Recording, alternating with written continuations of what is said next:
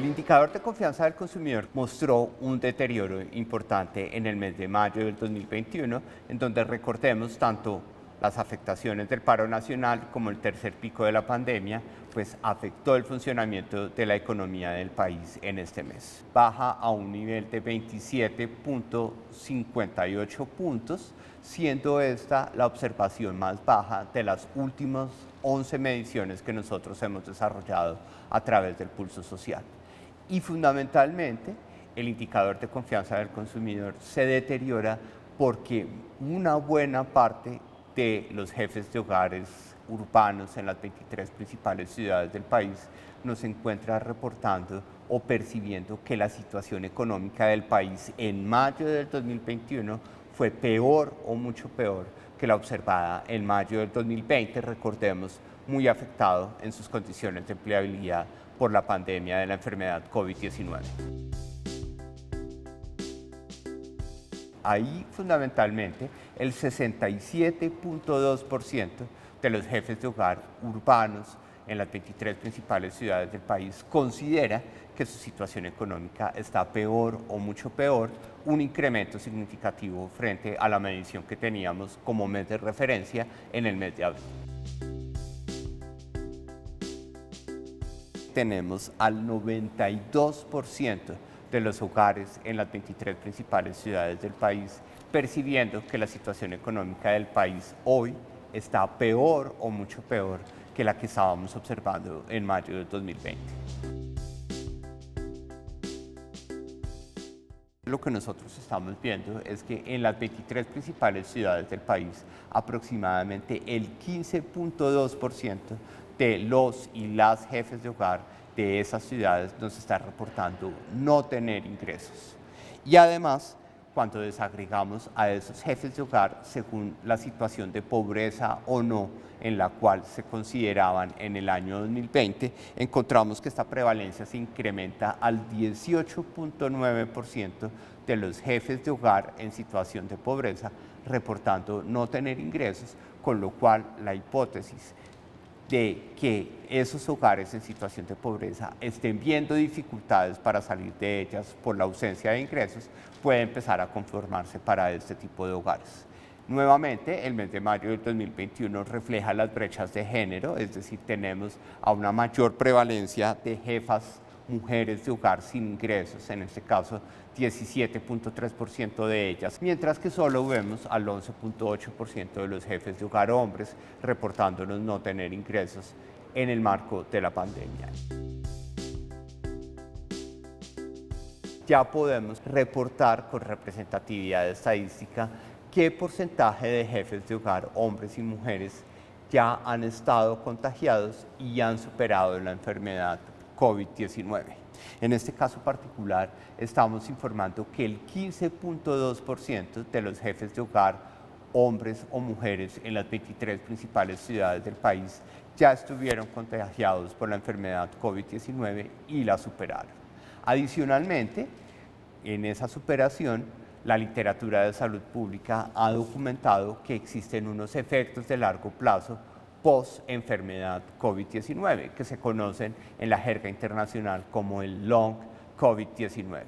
Estamos encontrando, en primer lugar, que el 15.1% de ellos, de quienes ya superaron la enfermedad, todavía reporta dificultades para respirar o sensación de ahogo. 13.2% manifiesta dificultades para realizar actividades físicas y de forma prevalente el 28.4% reporta sentir fatiga o sensación de cansancio permanente como efecto colateral o de largo plazo de la enfermedad COVID-19.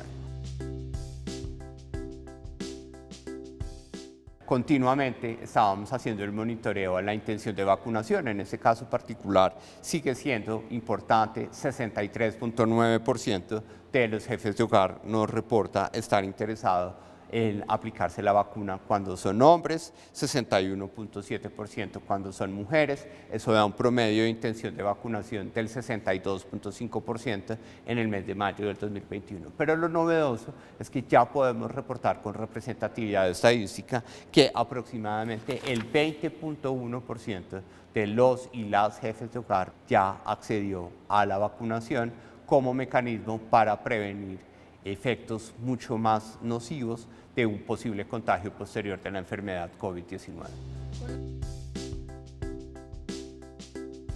Aquí, de forma consistente, nosotros hemos categorizado la violencia originada por personas conocidas en violencia psicológica, violencia física, violencia económica y violencia sexual.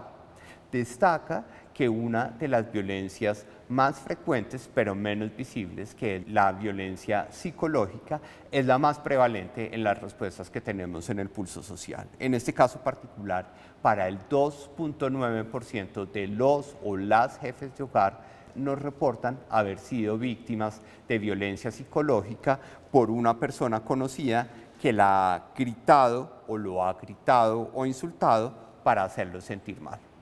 Esta prevalencia es mucho más importante para las jefas de hogar mujeres o para las cónyuges de los jefes de hogar, en donde el 3.3% de ellas nos reporta haber sido víctima de violencias que las gritan o las insultan para hacerlas sentir mal.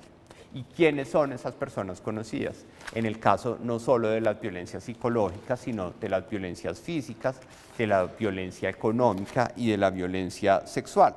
Para el 36.1% de las personas que nos reportaron haber sido víctimas de violencia originada por conocidos, ese conocido es la pareja o expareja. Adicionalmente, para el 30% restante, ese conocido es otra persona familiar, y de forma prevalente para el 25.4% de las personas que han sido víctimas de violencias originadas por personas conocidas, esa persona conocida es un vecino o una vecina. Este también es un elemento innovador que continuará en las mediciones del pulso social, en donde queremos entender